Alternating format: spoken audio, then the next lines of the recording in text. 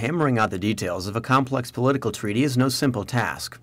Recently, a group of MSFS students spent some time trying to do just that as participants in the Army War College's International Strategic Crisis Negotiation exercise. Colonel Dave Hodne is an associate at Georgetown's Institute for the Study of Diplomacy and was in charge of organizing the event. He broke down the exercise for us as follows.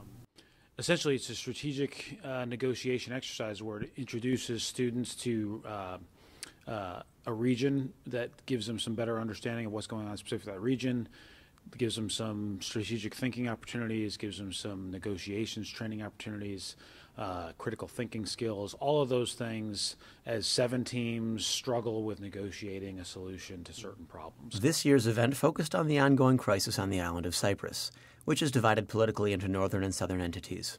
The teams were tasked with negotiating the political unification of the island. No easy job given the long history and complex competing interests on both sides.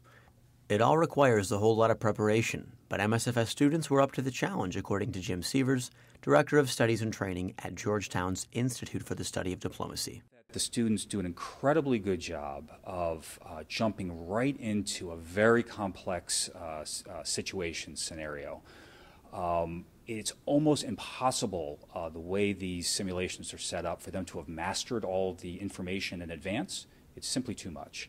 So they're literally being asked to, with limited information, having processed and absorbed as much of it as they can, to start off on building a strategy to advance a negotiating position.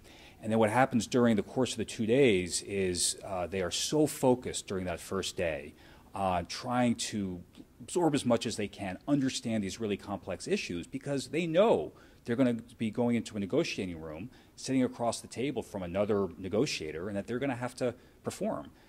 Above all else, learning is the goal. So what are students supposed to come away with at the end of the 2-day experience? We asked Colonel Jim Muskoff, who ran the exercise from beginning to end.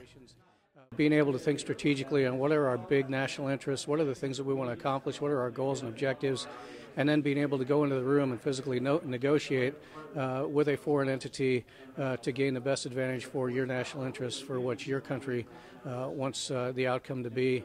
And is that what students came away with?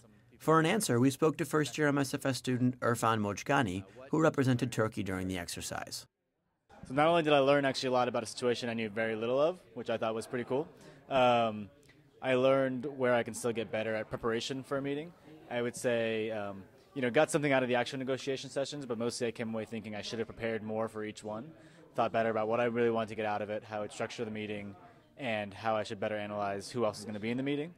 So how did the students do? Eric Reuben, the State Department's Deputy Assistant Secretary of State for Europe and Eurasian Affairs, and who took on the role of UN mediator during the exercise, had this to say. I'd say really well. I'd say, for one thing, mastery of this very, very complicated brief was impressive. Secondly, understanding the various levels of this conflict, which has roots going back to the 19th century and before to the Ottoman conquest. It's one of the most complicated problems that we've dealt with from our perspective as the United States. In the past half century, we haven't succeeded, nor has anyone else, in solving it. But I saw a real level of both sophistication and also mastery of the very complicated history, which is impressive. In the end, the negotiating teams were close but couldn't quite bridge their differences. And according to Mr. Reuben, who's been involved in Cyprus-related negotiations on behalf of the State Department, that's the same situation the real Cypriots are in. There's a lot of agreement and a lot of progress in what are known as convergences in the current talks. They've actually reached agreement on a lot of key elements, and it's one of the reasons we believe that a resolution of the conflict is possible. But as we saw today in this simulation, there's a lot that remains to be decided. Adam Fivenson, MSFS News, reporting from the International Strategic Crisis Negotiation Exercise.